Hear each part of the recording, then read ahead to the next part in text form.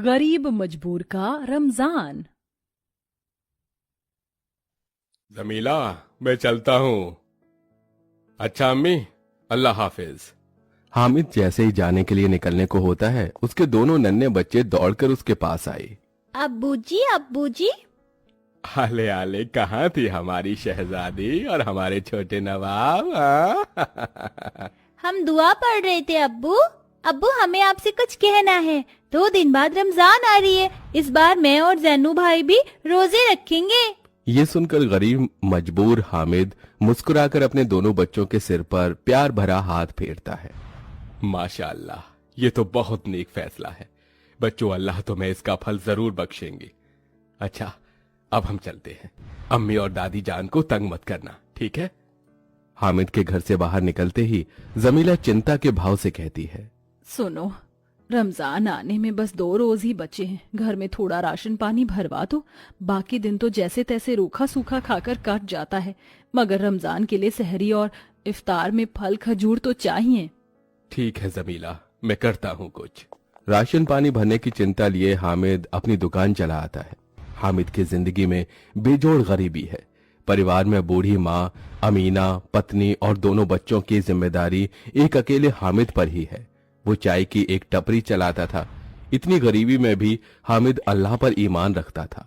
उसके हाथों में गजब का जायका था, इसलिए लोग उसके पास से ही चाय पीते थे, जिससे उसके घर की 2 वक्त की रोटी का गुजारा चल पाता था। या अल्लाह, मुझे गरीब पर करम करना, ताकि आज मेरे चाय का व्यापार अच्छा चला जाए। 2 दिन बाद से रमजान शुरू है। तभी लोग भीड़ लगाकर चाय पीने लगे। अरे हामिद, 1 कप चाय पिलाना। हाँ, ये लीजिए चाचा जान। वाह, क्या बढ़िया चाय है। जब तक तुम्हारे हाथों की स्पेशल कप की चाय नहीं पीता, मेरी तो सुबह ही शुरू नहीं होती। ये लो पैसे। शुक्रिया चाचा। दिन भर में हामिद की चाय पूरी बिक जाती है और उसे बाकी दिन से काफी बढ़कर कमाई भी होती है। अल्लाह का शुक्र है, आज तो ठीक कमाई हो गई। इससे रमजान के लिए राशन पानी भरवा दूंगा। इतने में अशरफ उसकी दुकान पर आकर धमकाते हुए हफ्ता मांगता है। चलो चलो हमीद मियाँ, हफ्ता निकालो। अरे, ये क्या गुंडागर्दी है अशरफ? अल्लाह ने तुम्हारे हाथ सही सलामत दे रखे हैं, तो तुम मेहनत क्यों नहीं करते? ये सुनकर अशरफ ने दांत पीस लिए। क्यों भी अल्लाह के फरिश्ते, क्यों हड्डी पसली तोड़वाने वाले काम कर रहा है? चल पैसे दे। दोनों के बीच छीना झपटी शुरू हो गई। अशरफ ने गरीब कमजोर हामिद को खूब पीटा, मगर वो मुट्ठी बांधे रहा।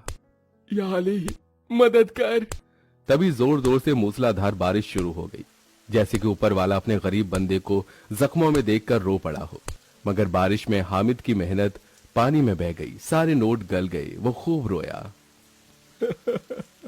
या खुदा, ये क्या हुआ? अब मेरे गरीब परिवार की रमजान मुबारक कैसे होगी? लहूलुहान शरीर में हामिद चोट खाए घर लौटा, जिसे देख तशवी पड़ रही बूढ़ी अमीना उठ गई। या अल्लाह, हामिद, ये किसने किया? हामिद ने सारी बात बताई। अमीना और जमीला की आंखों में आंसू छलक आए। पता नहीं हम गरीबों को ही ये सितम क्यों सहने पड़ते हैं। अल्लाह करे जहन्नुम नसीब हो उस मर जाने मुए को। देखते देखते 2 दिन गुजरने के साथ रमजान शुरू हो जाता है, जिसकी खुशी में जैन और आरजू रात भर भी जागते रह जाते हैं। अम्मी अब्बू दादी उठिए, शहरी का समय हो गया। सभी उठ जाते हैं। बड़ी हसरतों के साथ आरजू उतावली दिखाकर कहती है, अम्मी जल्दी से दस्तरखान लगा दीजिए, फिर सहरी की दावत खाएंगे। जमीला रसोई में जाकर देखती है, जहां केवल जरा सी दाल रोटी थी। वो उसे बाहर लेकर आती है, जहां बूढ़ी अमीना चीथड़ों सी एक चटाई बिछाती है। जमीला जैसे ही रमजान के सहरी में दाल रोटी परोसती है, तो दोनों बच्चों का मुस्कुराता चेहरा उदास हो जाता है।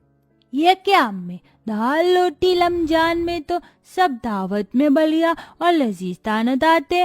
मुझे मीठे मीठे खजूर और फल खाने हैं। ये सुनकर हामिद की आंखें डबडबा जाती हैं। बच्चों, अभी के लिए ये खा लो, तुम्हारे अब्बा इफ्तार में तुम्हारे लिए फल लाएंगे। सभी इबादत करके दाल रोटी से सहरी करते हैं। इसके बाद हामिद काम ढूंढने निकल पड़ता है, तो वहीं झोपड़ी में उसकी पत्नी और माँ रोजे रखकर उसके काम मिलने की दुआ करते हैं।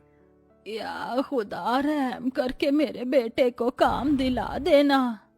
हर जगह से लोग उसे दुत्कार कर भगा देते। आखिर में वो एक ईंट भट्टी पर आता है, जहां छतरी डाले कुर्सी लगाए एक आदमी पठानी सफेद कपड़ों और मखमली टोपी लगाई ठाट से बैठा था। अरे ये तो मुसलमान लगते हैं, बस अल्लाह यहाँ काम मिल जाए। सलाम वालेकुम भाईजान, कोई काम मिल सकता है? तभी भट्टी का मालिक घमंड से बोला, अरे ओ मियाँ, ये नाता किस बात का लगा रहे हो? हाँ, अनवर शेख नाम है हमारा। काम चाहिए तो जाओ जाकर ईंट ढो। अब खड़े खड़े हमारा मुंह क्या देख रहे हो? चलो दफा हो। जी जी जी जी शुक्रिया हुजूर। हामिद भूखा प्यासा उस चिलचिलाती तपती धूप और गर्मी में अपने परिवार की खातिर ईंट उठाता है, जिसके उसे 100 रुपए मिलते हैं, जिससे वो खजूर खरीद कर घर ले आता है। खजूर देखकर दोनों बच्चे बहुत खुश हो जाते हैं। अब्बू आ गए, अब्बू आ गए, अब्बू आ गए। ये क्या हामिद, तू सिर्फ खजूर लेकर आया है? अम्मी, अल्लाह के करम से आज 100 रुपए कमाए थे तो खजूर खरीद लाया, इससे इफ्तार कर लेते हैं। हाँ, मगर पहले दुआ तो मांग लो। दुआ मांगकर सब खाने ही वाले थे, तभी एक मेमना उनके दरवाजे पर आया, जो कि बहुत जख्मी था। अम्मी, ये तो बकरी का बच्चा है, देखो कितना जख्मी है, इसे हम रख लेते हैं। तभी गरीबी से झुंझलाकर बूढ़ी अमीना ने कहा, अरे यहाँ हमारे खाने के लाले पड़े हैं, इसे क्या खिलाएंगे? मगर अम्मी, अगर ये मेमना किसी कसाई के हाथों पड़ गया तो उसे मार कर खा जाएगा। हामिद उसे अंदर ले आया। जमीला ने उसके घाव साफ किए। जैन और आरजू उसकी खूब देखभाल करते हैं। इस तरह से 3-4 दिन गुजर गई। किसी तरह रूखे सूखे से ही इफ्तार और सहरी करके उनका रमजान का दिन कट रहा था। मगर एक दिन जब वो इफ्तार करने बैठी, तभी वहां खाने की खुशबू भर गई। अरे वाह, कितनी अच्छी खुशबू है, लगता है किसी के घर में इफ्तार में कबाब और कीमा पकड़ा है। काश कि हम भी रमजान की दावत में ये खा पाते।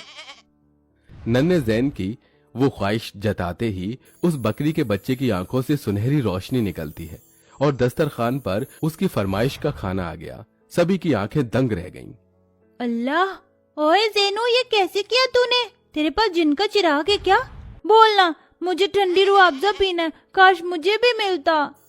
इस बार फिर से बकरी के बच्चे की आंखों से रोशनी निकली और शरबत हाजिर हो गया। तभी एकाएक जमीला की नजर उस बकरी के बच्चे पर पड़ती है, जो कि चमचमाती सोने की बन चुकी। ये मेमना सोने का कैसे हो गया?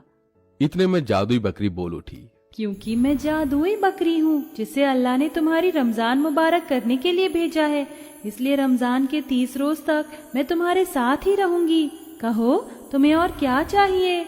हामिद और गरीब परिवार अपनी मनपसंद की चीज मांगते हैं। मुझे दही भल्ले खाने हैं और इमरती भी, और मुझे खजूर फल भी। अमीना के ये फरमाते ही जादुई बकरी के चमत्कार से दस्तरखान पर सब कुछ आ गया। इसके बाद हामिद और जमीला ने भी अपनी ख्वाहिश का खाना मांगा। देखते ही देखते उन गरीब की दस्तरखान एकदम अमीरों सी रमजान दस्तरखान बन गई। सबने बड़ी खुशी के साथ शुक्रिया अदा किया। या खुदा, तेरा शुक्र है, आज मुझ गरीब के घर में तूने ऐसी जादुई दावत दस्तरखान देकर हमारी रमजान मुबारक की। तेरा फजल हर गरीब पर ऐसा ही हो। आमीन। चलो अब सब बिस्मिल्लाह करते हैं। फिर वो सब बड़ी खुशी से रमजान के इफ्तार मनाते हैं। ऐसे ही दिन गुजरते हैं। जादुई बकरी उनके सहरी और रमजान को खुशनुमा दावत देती है। इसी तरह 1 महीना गुजर जाता है। अब्बा, कल तो ईद है, इस बार तो हम ईद अच्छे से मनाएंगे ना। हमारे पास जादुई बकरी है।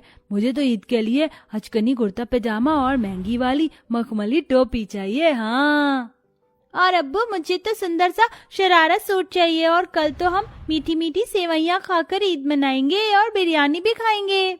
ईद के लिए आरजू और जैन के मन में एक बड़ी उतावली छाई हुई थी, जिसे सुनकर हामिद हताश हो गया। जमीला, समझ में नहीं आ रहा कि मैं अपने दोनों बच्चों की ये तमन्ना कैसे पूरी करूंगा। इस जादुई बकरी ने हमारी रमजान तो मुबारक कर दी, क्योंकि ये खाना दे सकता है, मगर कपड़े, उसके लिए मैं गरीब मजबूर एकदम से पैसे कहां से लेकर आऊं। अल्लाह भी इम्तिहान ले रहा है।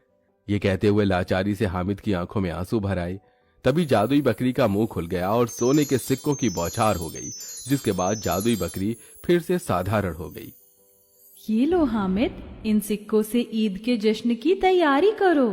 तुम्हारा शुक्रिया जादुई बकरी, मुझ मजबूर की मदद करने के लिए। हामिद ने उन सिक्कों से अपने परिवार के लिए ढेरों खुशियां खरीदी, जैसे चमकीले कपड़े, खेल, खिलौने और खास ईद पर उस गरीब के घर सेवई, बिरयानी सब कुछ पका। उसने बड़ी ही खुशी से ईद की दावत मनाई, जिसके बाद जादुई बकरी गायब हो गई।